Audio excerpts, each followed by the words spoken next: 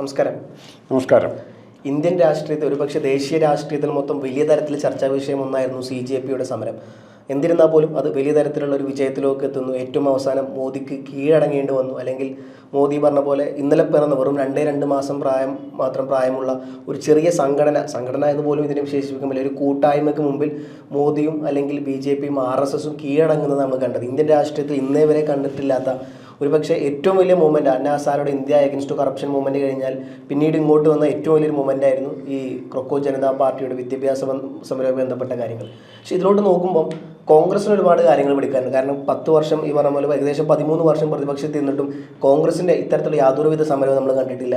ഇത്തരത്തിലുള്ള മുന്നേറ്റം നൽകാൻ കോൺഗ്രസിനും കഴിഞ്ഞിട്ടില്ല. അപ്പോൾ ഒരുപാട് സന്ദേശം CJP എന്ന് പറയുന്ന ഒരു കൂട്ടായ്മ കോൺഗ്രസിന് നൽകുന്നുണ്ട്. അതേസമയം തന്നെ തങ്ങൾക്ക് മേധ ഇനി ചോദ്യം ചെയ്യാൻ ആരുമില്ല എന്ന് വലിയ തരത്തിൽ വിശ്വാസം പ്രകടിപ്പിച്ചിരുന്ന നരേന്ദ്രമോദിക്കും കൂട്ടർക്കും വലിയ തരത്തിലുള്ള ഒരു തിരിച്ചടി കൂടിയാകുന്നു. ഒരു പ്രത്യേക പിൻബലമില്ലാത്ത യാതൊരുവിധ പാർട്ടിയുടെയോ മതസംഘടനകളുടെയോ അനുയായികളുടെയോ നേതാക്കന്മാരുടെയോ യാതൊരുവിധ സപ്പോർട്ടും ഇല്ലാത്തൊരു CJP എന്ന് പറയുന്ന ചെറിയൊരു കൂട്ടായ്മ നരേന്ദ്രമോദിയെ ഒന്ന് കിട്ടിക്കിട്ടാ ഉറപ്പിച്ചു എന്നുണ്ടെങ്കിൽ, ധർമ്മേന്ദ്ര പ്രധാൻ്റെ രാജിക്ക് വഴങ്ങേണ്ടി വന്നു എന്നുണ്ടെങ്കിൽ, അപ്പം ഇത്തരത്തിൽ മോദിയെ ഭയപ്പെടുത്താൻ യുവാക്കൾക്ക് കഴിഞ്ഞു എന്നുണ്ടെങ്കിൽ തീർച്ചയായും അത് മോദിയുടെ സീറ്റിന് വരെ അതിവിദൂരമല്ലാത്ത ഭാവിയിൽ വലിയ തരത്തിലുള്ള ഇളക്കങ്ങൾ സംഭവിക്കും എന്നുള്ളതിൻ്റെ ഒരു വിരച്ചുകൊണ്ടിൽ കൂടിയാണ്. എന്നിരുന്നാൽ പോലും CJPയുടെ സമരം വലിയ തരത്തിലൊരു മുന്നേറ്റം നൽകുന്നു. അതിന് സോനം വാങ്ചുങ് നൽകുന്ന അദ്ദേഹം പ്രതിദാനം ചെയ്യുന്ന ഒരുപാട് കാര്യങ്ങൾ, അദ്ദേഹത്തിന് നിരാഹാര സമരം, പിന്നീട് പ്രതിപക്ഷം ഏറ്റെടുത്ത സമരം, മോദിയുടെ വസതിക്ക് മുമ്പിൽ രാഹുൽ ഗാന്ധിയും കൂട്ടരും ഇരുന്ന സമരം, അങ്ങനെ ഇത്തരത്തിൽ എല്ലാം കൊണ്ടും ഒരുമിച്ച് വന്നപ്പോൾ ഏറ്റവും അവസാനം മോദി കീഴടങ്ങി വിദ്യാഭ്യാസ സമരവുമായി ബന്ധപ്പെട്ട് നീറ്റിൻ്റെ കാര്യങ്ങൾ, UGC നെറ്റിൻ്റെ കാര്യങ്ങൾ, CUETയുടെ എക്സാമിൻ്റെ കാര്യങ്ങൾ, പലതരത്തിലുള്ള ആവശ്യങ്ങൾ മുമ്പോട്ട് വെച്ച് നടത്തിയ ഈ സമരം അവസാനം സക്സസ്ഫുൾ ആകുന്നു. പക്ഷേ അപ്പോഴും വലിയ ചോദ്യചിഹ്നം ബാക്കി നിൽക്കുന്നുണ്ട്. ഇനി ഈ പാർട്ടി, ഈ CJP എന്ന് പറയുന്ന ഒരു കൂട്ടായ്മ എന്താകും എന്നുള്ള വലിയൊരു ചോദ്യചിഹ്നം മുമ്പിൽ കിടക്കുന്നുണ്ട്.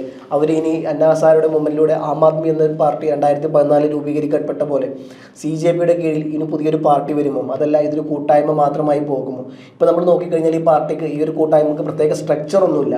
ഇപ്പം അവിടെ ഇവിടെ നേതാക്കന്മാരുണ്ട്, ഒരു കൂട്ടം മാത്രം. അതിനപ്പുറം പ്രസിഡന്റ്, സെക്രട്ടറി, ട്രഷറർ അല്ലെങ്കിൽ ജോയിന്റ് സെക്രട്ടറി, കൺവീനർ പോലത്തെ യാതൊരുവിധ കോർഡിനേഷനും ഇല്ലാത്ത ഒരു കൂട്ടായ്മ മാത്രമാണ് CJP.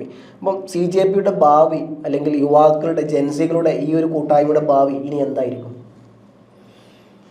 താങ്കൾ പറഞ്ഞ ആദ്യം CJPയുടെ ഫേസ്ബുക്ക് ഓൺലൈൻ അപ്പീലുകൾ, ഇഷ്യൂസ് റേസ് ചെയ്തത് ഇതിനോടൊക്കെ കൗതുകത്തോടെ, ഇതെന്താണ് എന്നൊരാശ്ചര്യത്തോടെ എന്താണെന്നറിയുക എന്നുള്ള ആകാംക്ഷയോടെയാണ് ആൾക്കാരെ ശ്രദ്ധിക്കാൻ തുടങ്ങിയത്. പിന്നീട് പതുക്കെ ഇത് ഈ ഐഡിയ സ്പ്രെഡ് ചെയ്യുകയും ജനങ്ങളിലേക്ക് ഇറങ്ങി പ്രവർത്തിക്കുന്ന സ്റ്റേജ്, യൂണിവേഴ്സിറ്റി സ്റ്റുഡൻസിൻ്റെയൊക്കെ ലെവലിൽ പ്രവർത്തിക്കുന്ന സ്റ്റേജിലേക്ക് വരികയാണ് ചെയ്തത്. ഇവിടെ ഇത് ആദ്യം നമ്മൾ മറക്കാൻ പാടില്ലാത്ത കാര്യം, ഈ സമരം എല്ലാവരുടെയും മനസ്സിൽ ഒരതൃപ്തിയുണ്ട്. ഇന്ത്യയിലെ മുഴുവൻ ജനങ്ങളുടെ തരത്തിൽ ഒരു തരത്തിൽ അല്ലെങ്കിൽ മറ്റൊരു തരത്തിലുള്ള അതൃപ്തിയുണ്ട്. ഈ അതൃപ്തി, നമ്മുടെ അതൃപ്തി അല്ലാതെ പ്രകടിപ്പിക്കാതെ അതിനെ ഡൈവേർട്ട് ചെയ്യുന്ന വേറെ വിഷയങ്ങളുമുണ്ട്. ഈ സമരം, CJPയുടെ സമരം അങ്ങനെ ഡൈവേർട്ട് ചെയ്യാൻ ശ്രമിച്ച രാഷ്ട്രീയ കക്ഷികൾക്കുള്ള ഒരു തിരിച്ചടിയും കൂടിയാണ്. അത് വളരെ പ്രധാനപ്പെട്ടതാണ്. ഇപ്പോൾ കേരളത്തിൽ SFI പല സമരങ്ങൾ നടത്തിയിട്ടുണ്ട്. അത് യുക്തിപരമായ ഒരു എൻഡിലേക്ക് കൊണ്ടുപോകാൻ പറ്റിയോ? ഒരു സമരം അല്ല, 2 സമരം. KSU ആണെങ്കിൽ 2-3 പ്രാവശ്യം സ്ഥലത്ത് ജലപീരങ്കി ഒഴിച്ച് കുറേ പിള്ളേർക്ക് പരിക്ക് പറ്റി കഴിയുമ്പോൾ ആ സമരം തീർന്നു. ഇഷ്യൂവിനെ മുമ്പോട്ട് കൊണ്ടുപോകാൻ പറ്റുന്നില്ല, ഇഷ്യൂ വ്യക്തമായിട്ട് പറയാനും പറ്റുന്നില്ല. ഒറ്റ ദിവസത്തെ പ്രകടനം മാത്രം, ഒറ്റ ദിവസത്തെ പ്രകടനം. അല്ല, ജലപീരങ്കിയിൽ നിന്ന് കുറച്ച് വെള്ളം ചിറ്റിച്ച് കഴിയുമ്പോൾ സമരം തീർന്നു. പിണറായി വിജയൻ വരെ ആ കുപ്പിയും കൊണ്ടാണ് നടക്കണേ. പിണറായി വെള്ളം ശേഖരിച്ച് കുപ്പിയും കൊണ്ടാണ് നടക്കണേ. ഈ ചീത്ത വെള്ളം ഞങ്ങളുടെ ദേഹത്ത് ചിറ്റിച്ചെന്നാണ് പറയുന്നത്. പിന്നെ ഞാൻ ഇതിനകത്ത് കാണുന്ന ഏറ്റവും പ്രധാനപ്പെട്ട കാര്യം, ഇപ്പോൾ ഞാൻ ഈ കർഷക സമരവുമായിട്ട് ബന്ധപ്പെട്ട ചില യോഗങ്ങളിലൊക്കെ സംസാരിക്കാൻ പോയിട്ടുണ്ട്. അവിടെ ഒരു വിഭാഗം പ്രവർത്തകർ വളരെ സജീവമായി വന്ന് പറയും, നമ്മൾ ഈ രീതിയിൽ സമരം മുന്നോട്ട് കൊണ്ടുപോയാൽ പറ്റിയില്ല, കുറച്ചുകൂടെ ഗൗരവത്തോടെ ഞങ്ങൾ വെച്ച് സജീവമാക്കുന്നതാണ് ഇത്തിരി ചെറിയ അക്രമ സംഭവങ്ങൾ, ഒരു ഇലക്ട്രിക് പോസ്റ്റ് മറിച്ചിടുക, ഒരു ബസ്സിനിട്ട് കല്ലെറിയോ കുത്തിക്കറി കളയോ ചെയ്യുക, അങ്ങനത്തെ അക്രമത്തിലേക്കും കൂടെ പോകുമ്പോൾ മാത്രമേ സമരത്തിലേക്ക് ജനങ്ങൾ ശ്രദ്ധിക്കുകയുള്ളൂ എന്നൊരു വാദം പറയും. അപ്പോൾ ഇത് പറഞ്ഞവരെ പിന്നീട് ആ ലിസ്റ്റും അറ്റൻഡൻസ് ലിസ്റ്റൊക്കെ നോക്കി ഒരു പർട്ടിക്കുലർ പാർട്ടിയുടെ ഒരു തീവ്രവാദി വിഭാഗത്തിൽപ്പെട്ടവരാണ് ഈ വന്ന ആൾക്കാരെല്ലാം ഈ സമരത്തെ പിന്തുണയ്ക്കാൻ വരികയാണ്. എവിടെയെങ്കിലും 10 ആൾ കൂടി ഒരു സമരം ജയിച്ചു കഴിഞ്ഞാൽ, അല്ലെ പരിസ്ഥിതി പ്രവർത്തകരുടെ സമരം ജയിക്കുന്നു എന്ന് തോന്നിക്കഴിഞ്ഞാൽ അതിലേക്ക് ഇൻഫിൽട്രേറ്റ് ചെയ്യുകയാണ്. അത് ശരിക്കും എന്നോട് ചോദിച്ചാൽ പറയും അവർ BJPയുടെ അല്ലെങ്കിൽ ഇപ്പോൾ ഭരിക്കുന്ന കക്ഷിയുടെ പെയ്ഡ് ഏജൻസ് അവർ. അവർക്ക് എളുപ്പമാവും ഇത്. ഇപ്പോൾ ഇതിൽ ഈ സമരത്തിൽ കണ്ട അങ്ങനത്തെ ഒരു പ്രത്യേകത SDP-യോ PDP-യോ SUC-യോ ഒന്നും അങ്ങനെ സജീവമായിട്ട് അതിൻ്റെ അടുത്തേക്ക് വന്നില്ല. മാവോസത്തിൻ്റെ ചെകുവരയുടെ പോസ്റ്ററുമായിട്ട് ഇവർ വന്നില്ല. കാരണം ഇന്ത്യയിലെ ജനങ്ങൾക്ക് മോഡി പറയാൻ ഉദ്ദേശിക്കുന്നത് എന്താ, ഇവർ രാജ്യദ്രോഹികളാണ്, രാജ്യത്തോട് കൂടുതല, വിദേശ രാജ്യങ്ങളായിട്ടും അത് എസ്റ്റാബ്ലിഷ് ചെയ്യാൻ വേണ്ടി കുറേ ആൾക്കാർ വന്നാലോ ആരാ ജയിക്കുന്നത് ഇവിടെ? ഇത് പിന്നെ രണ്ടാമത്തെ കാര്യം, ഇവിടെ ഗാന്ധി ചെകുവരയുടെ മേൽ നേടിയ വിജയം കൂടെ ഇത് മറക്കരുത്. കാരണം എന്താണെന്ന് പറഞ്ഞാൽ ഒരു അക്രമവും ഒരു പോലീസുകാരനെ കല്ലെറിയുന്നൊരു പരിപാടി ആ പരിപാടിയിൽ ഉണ്ടായില്ല. ഇവിടെ ED ഉദ്യോഗസ്ഥന്മാർ വന്നപ്പോൾ ഇവരെ തടയാൻ നടക്കുക അവിടെ അവിടെ ഈ പറഞ്ഞ പോലെ അക്രമത്തിലോട്ട് പോയ ഒരു സന്ദർഭം ഉണ്ടായിരുന്നു. ഈ പറഞ്ഞ പോലെ തുടക്കത്തിൽ സമാധാനപരമായി പോകുന്നു, പക്ഷേ ഒരു വിഭാഗം പോലീസ് വരുന്നു, വിദ്യാർത്ഥികൾ അതിരൂക്ഷമായി ഒരു കുട്ടിയുടെ തലക്കടിയായിട്ട് തലച്ചോറ് വരെ കലങ്ങി. അക്രമം ഉണ്ടാകത്തിലാണ് പോലീസ് പരാജയപ്പെട്ടത്. അക്രമം തുടക്കം കുറിച്ചത് പറഞ്ഞ പോലെ അത് വലിയ തരത്തിൽ അക്രമത്തിലോട്ട് പോകുന്നത് നമ്മൾ കണ്ടതായിരുന്നു. അല്ല, ഈ പിള്ളേരെ പ്രൊവോക്ക് ചെയ്യാൻ ഡൽഹി പോലീസ് എല്ലാം ചെയ്തു. മോഡി പരാജയപ്പെട്ടത് അവിടെയാണ്. മോഡി രാജ്യത്തെ ജനങ്ങളെ ആ കെയർഫുൾ ആരെങ്കിലും അക്രമം ഉണ്ടായി, ആരെങ്കിലും 1-2 പോലീസുകാർ മരിച്ചു അല്ലെങ്കിൽ നാട്ടുകാർ മരിച്ചു, അതൊരു വലിയ സംഭവമാണ്. അത് വെച്ച് മുതലാക്കാം. ഇത് അക്രമവാസനയാണ്, ഇത് മറ്റേതാണ്, വിദേശ ബന്ധമുള്ളവരാണ്, വിദേശത്ത് നിന്ന് പൈസ മേടിക്കുന്നവർ, ഇങ്ങനെയെല്ലാം പറയാം. അല്ല, ഇത് രാജിവെച്ചപ്പോൾ പോലും ധർമ്മേന്ദ്ര പ്രധാന കത്തിൽ എഴുതിയത് തീവ്രവാദി സംഘടനകൾക്ക് ആദ്യം തൊട്ട് ഒരു പ്രചരണം എങ്ങനെയായിരുന്നു, അവർക്കൊരു കൂട്ടായ്മ ഉണ്ടാക്കാൻ വേണ്ടി ഞാൻ നിന്ന് കൊടുക്കുന്നില്ല, ഞാൻ കാരണം അങ്ങനെ കൂട്ടായ്മ ഉണ്ടാവണ്ടെന്ന് പറഞ്ഞാണ് അദ്ദേഹം രാജിവെക്കുന്നത് അദ്ദേഹത്തിന്റെ പോസ്റ്റർ. അല്ല, അതിൽ അവർ വളരെ നിരാശപ്പെട്ടു. ആ കാര്യത്തിൽ ഇവരുടെ നടക്കുന്നില്ല, പരാജയപ്പെട്ടു. സമാധാനപരമായി നടത്തി സമരത്തെ സ്പ്രെഡ് ചെയ്യുകയെന്ന്, ഓരോ ദിവസം സ്പ്രെഡ് ചെയ്യുകയെന്ന്, അക്രമ സ്വഭാവത്തിലേക്ക് പോയെങ്കിൽ അവർക്ക് വളരെ എളുപ്പമായിരുന്നു. ഇതിലും മിലിറ്റൻ്റായിട്ട് കർഷക സമരം നടത്തിയില്ലേ, മുന്നോട്ട് പോയോ? അതിൽ എലിമെൻസുകൾ കടന്നുകൂടി. ഇപ്പോൾ എനിക്കറിയാം, കർഷക സംഘടനത്തെ ഈ മീറ്റിങ്ങിൽ ചെറിയൊരു യോഗത്തിൽ അവർക്ക് പിന്തുണ പ്രഖ്യാപിക്കും വന്ന യോഗത്തിൽ വന്ന ചില ഡെലിഗേറ്റുകളുടെ അഭിപ്രായം ഇതായിരുന്നു, ഇത് അക്രമം ഉണ്ടാകണം. പക്ഷെ അപ്പോൾ യാതൊരു കാരണം ഞാൻ ഗാന്ധിയൻ സംഘടന വിളിച്ചിട്ട് വന്നതാണ്, എനിക്കിത് മനസ്സിലാകുന്നില്ല, അതുകൊണ്ട് ഞാൻ ഞാൻ വാക്കൗട്ട് നടത്തി പോന്നു ആ യോഗത്തിൽ നിന്ന്. അങ്ങനെ പോയി കഴിഞ്ഞാൽ തീർന്നു. മോഡിയുടെ ഏറ്റവും വലിയ ശത്രു ഗാന്ധിയാണ്. ഇപ്പം മോഡി അവർ പ്രചരിപ്പിക്കുന്ന രീതിക്ക് ഏറ്റവും വലിയ ശത്രു ഗാന്ധിയാണ്. ഇപ്പം ഗൾഫിലും അല്ലെ ഇറാൻ ഇസ്രായേൽ പ്രശ്നം, അവിടെയൊക്കെ പറ്റുന്ന പ്രശ്നം ധാർമ്മികമായി ലീഡർഷിപ്പ് കൊടുക്കാൻ പറ്റുന്ന സുന്നി വിഭാഗത്തിലോ ഷിയ വിഭാഗത്തിലോ ആരുമില്ല. അവിടെ കൊല്ലപ്പെടുന്ന മുഴുവൻ മുസ്ലിമാണേ, ഇസ്ലാമാണ് കൊല്ലപ്പെടുന്നത്, ഖുർആൻ കൈപ്പിടിച്ചുകൊണ്ടാണ് മരിക്കുന്നത്. അപ്പോൾ അതുപോലെ ഇവിടെ അങ്ങനെ ഒരു സാഹചര്യം ഉണ്ടാക്കാൻ ലാത്തിച്ചാർജ് വെടിവെപ്പ് JNU വിദ്യാർത്ഥികളെ സംഘടിപ്പിച്ചു. പിന്നെ ഒന്നുകൂടെ അറിയണം, JNU തുടങ്ങി ഡൽഹിയിലെയും പരിസര പ്രദേശങ്ങളിലെയും യൂണിവേഴ്സിറ്റികളിലൊക്കെ ഏറ്റവും സ്വാധീനമുള്ള വിദ്യാർത്ഥി സംഘടന SFI ആണ്. ISA അവർക്ക് അവിടെ ഒരു സമരം സംഘടിപ്പിക്കാൻ പറ്റുമോ? ഇതുപോലെ തീവ്രമായി ഇൻവോൾവ്മെൻ്റ് എന്ന് പറഞ്ഞാൽ സ്വയം വരണം, തന്നെത്താൻ ചെല്ലണം, വിളിച്ചുകൊണ്ട് പോകല്ലേ ഇത്. ഇവിടെയൊക്കെ പിള്ളേരെ ക്ലാസ്സിൽ നിന്ന് ഇറക്കി വിടുക, ബലമായിട്ട് ഇറക്കുക, റഹീം പറഞ്ഞിട്ട് ഇരിക്കവിടെ. അങ്ങനെയല്ല, കൊച്ചു പിള്ളേരെ പഠിപ്പിക്കുന്നവരല്ല സമരത്തിന് ആൾ വരണ്ടേ, ആവേശത്തോടെ വരണം. അതിന് സമാനമായ സമരങ്ങളിൽ ഇഷ്ടംപോലെ ഇവിടെ ഇന്ത്യയിൽ തന്നെ നടന്നിട്ടുണ്ട്. അണ്ണാ ഹസാരയുടെ ഇന്ത്യ അഗൻസ്റ്റ് കറപ്ഷൻ, അതും അവസാനം അതുപോലെ BJPയുടെ അരുൺ നെഹ്റു തുടങ്ങിയ BJP അനുകൂല ആൾക്കാരെ, കിരൺ ബേഡി തുടങ്ങിയവർ നുഴഞ്ഞു കയറിയാണ് അത് പരാജയപ്പെടുത്തിയത്. ആ സമരത്തിൽ ഇവർ നുഴഞ്ഞു കയറി, RSS നുഴഞ്ഞു കയറി സഹായിക്കാനായിട്ട്. അതെന്നിട്ട് ആ വഴിക്ക് കൊണ്ടുപോകാനാണ് നോക്കുന്നവന്. അത് കേജ്രിവാൾ സ്ട്രോങ് ആയിട്ടൊന്നും ഞാൻ വേറെ പാർട്ടി ഉണ്ടാക്കും നിങ്ങളുടെ കൂടെ ഇല്ല എന്ന് പറഞ്ഞുകൊണ്ടാണ് എനിക്ക് നടക്കാതെ പോയത്. അതുപോലെ തന്നെ ജനതാ പാർട്ടി സമരം, ജയപ്രകാശിൻ്റെ സമരം, അതും പിന്നെ വന്ന ആർക്കും വേണ്ടതായിരുന്ന കുറേ നേതാക്കളുടെ കയ്യിലേക്കാണ് ജനതാ പാർട്ടിയുടെ നിയന്ത്രണം വന്നത്. കാരണം ജയപ്രകാശിന് ആരോഗ്യമില്ല, ഡയറക്റ്റായിട്ട് എല്ലാ കാര്യങ്ങളും നോക്കാൻ പറ്റില്ല, അത് സമർത്ഥമായിട്ട് മുതലെടുത്തു.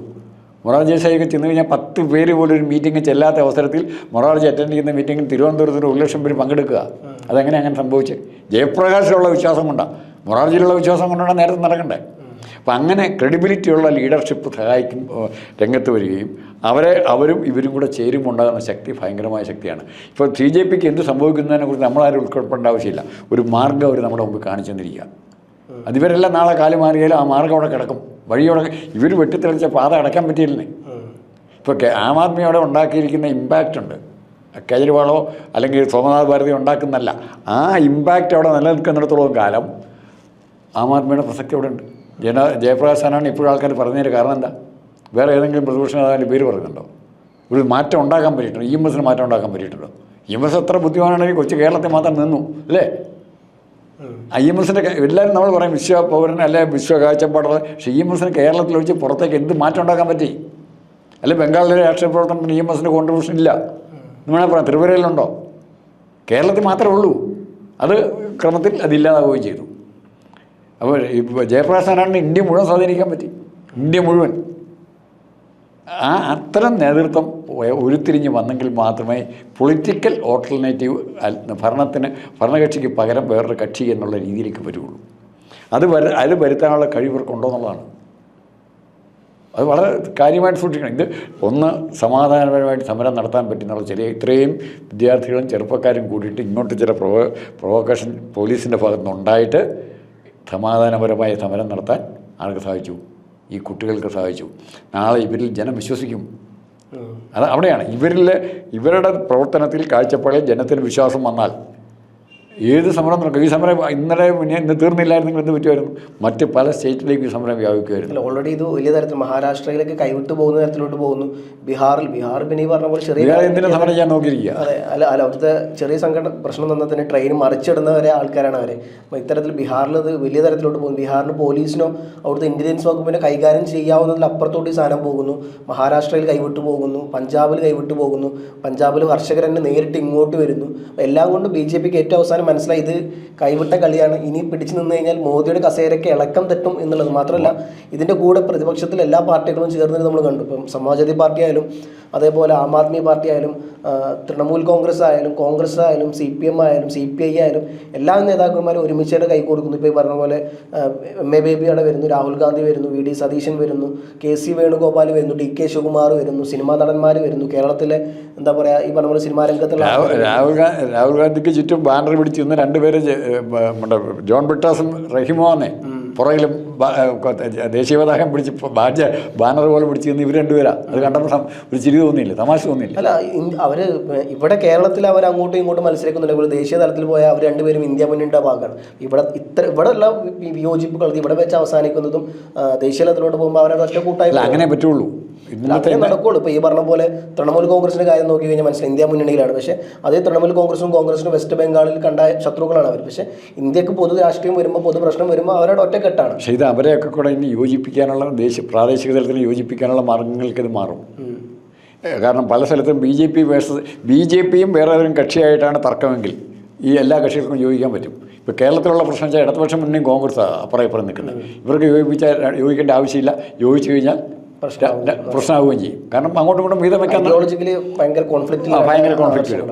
അപ്പോൾ അത്തരം പ്രശ്നങ്ങളില്ലാത്ത സംസ്ഥാനങ്ങളിൽ BJPയും പ്രതിപക്ഷ കക്ഷികളുമായിട്ട് നേരിട്ട് ഒരുമിച്ച് എല്ലാവർക്കും നിൽക്കാൻ പറ്റും. അത് തന്നെ വലിയ ഗുണമാണ്, അഡ്വാൻറ്റേജാണ്. അല്ല, ഈ സമയത്ത് ഞാൻ കാണുന്ന മറ്റൊരു കാര്യം എന്ന് പറഞ്ഞാൽ CPMന് കൃത്യമായിട്ട് അവരുടെ സമര സ്വാധീനം. കാരണം ഈ നിരാഹാര സമരം കടന്നപ്പം ഒന്നീ പറഞ്ഞ പോലെ SFIയുടെ നിരാഹാര സമരം ഉണ്ടായിരുന്നു, സോനം വാങ്ചുങ്ങിൻ്റെ ഉണ്ടായിരുന്നു, അഭിജിത്ത് ദീപ്കേൻ്റെ ഉണ്ടായിരുന്നു, മറ്റ് ഐസ SFI ഈ രണ്ട് പാർട്ടികളൊഴികെ വേറെ ആരും നിരാഹാരത്തിൽ നടന്ന് കൂട്ടുനിന്നിട്ടില്ല എന്നുള്ളത് നമ്മൾ എടുത്തു പറയുന്നത്. ഇത് SFI എന്ന് പറയുമ്പോൾ കേരളത്തിലെ SFI അല്ല, ദേശീയ തലത്തിൽ ഈ പറഞ്ഞ പോലെ JNUവിലെ കുട്ടികൾ, അതേപോലെ വെസ്റ്റ് ബംഗാളിലെയും പിന്നെ കുറച്ച് CPIML എന്ന് പറഞ്ഞ ബീഹാറിലൊരു കമ്മ്യൂണിസ്റ്റ് പാർട്ടിയുണ്ട്, അവരും ഇതിന് നിരാഹാര സമരം കടന്നായിരുന്നു. അവരായി ആശാവർക്കന്മാരുടെ സമരമൊക്കെ ഇവിടെ കേരളത്തിൽ 2 സമരം നടത്തി. ഒന്ന് ഇടതുപക്ഷത്തിനെതിരായിട്ട് തന്നെ ആശാവർക്കന്മാരുടെ സമരം, സേവ് യൂണിവേഴ്സിറ്റി ക്യാമ്പയിൻ കമ്മിറ്റി അവരാ കൺട്രോൾ ചെയ്യുന്നത്. ഇവിടെ നടത്തുന്നുണ്ട്, ഇവിടെ യൂണിവേഴ്സിറ്റി ലെവലിൽ സമരം നടത്തുന്നുണ്ടെന്ന് അവർ ഇതേ കാര്യങ്ങൾക്ക് തന്നെ സമരം നടത്തുന്നുണ്ട്. അത് SFIക്കെതിരാണ്, അല്ല CPMനെതിരാണ്. പക്ഷെ അതും CPMനൊക്കെ തെറ്റ് ചെയ്ത് എല്ലാ പാർട്ടികൾക്കും ജനങ്ങൾ വിശ്വാസം വരണമെങ്കിൽ ജനങ്ങൾക്ക് താല്പര്യമുള്ള ഇൻട്രസ്റ്റുള്ള വിഷയങ്ങൾ ടേക്കപ്പ് ചെയ്ത് കമ്മിറ്റഡായിട്ട് സമരം ചെയ്യുന്നതോ അല്ലെങ്കിൽ മുമ്പോട്ട് പോകുമെന്ന് തോന്നിക്കഴിഞ്ഞാൽ ജനം കൂടെ വരും. അത് രാഷ്ട്രീയ കക്ഷികളാണ് മനസ്സിലാക്കേണ്ടത് ആദ്യം. അതില്ലാത്തതുകൊണ്ടാണ് ഈ പ്രതിപക്ഷ കക്ഷികൾക്ക് ഒരു പ്രശ്നം ഉണ്ടാക്കാൻ പറ്റില്ലല്ലോ. ഡൽഹിയിലെ ചുറ്റുവട്ടത്തോളം മുഴുവൻ യൂണിവേഴ്സിറ്റി SFI ഭരിക്കുന്നത് അല്ലേ, ഒരുമാതിരിയല്ല SFI. അപ്പോൾ ഇത് എന്തുകൊണ്ട് ഇവർക്കിത് ഡൽഹിയിൽ ഇതുപോലൊരു സമരം ഓർഗനൈസ് ചെയ്യാൻ പറ്റിയില്ല എന്നാണ് അവർ ആദ്യം ചോദിക്കേണ്ടത്. എന്തുകൊണ്ട് പറ്റിയില്ല?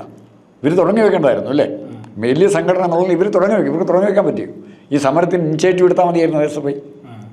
പറ്റില്ല. അപ്പോൾ അവർക്ക് അവരുടേതായ സങ്കുചിതമായ രാഷ്ട്രീയ അടവുകൾ വരുമ്പോഴത്തേക്ക് ഇത് മാറിപ്പോകും, സമ്മതിക്കില്ല. അതാണ് സംഭവിച്ചിരിക്കുന്നത്. ഇനി പിണറായി വിജയന് വരാൻ എൻ്റെ സജീവമായിട്ട് പങ്കെടുപ്പിക്കാൻ 2 കാരണങ്ങളുണ്ട്. ഒന്ന് പ്രായോഗിക രാഷ്ട്രീയം, രണ്ടാമത്തത് ആരോഗ്യപരമായ പ്രശ്നങ്ങളുണ്ട്.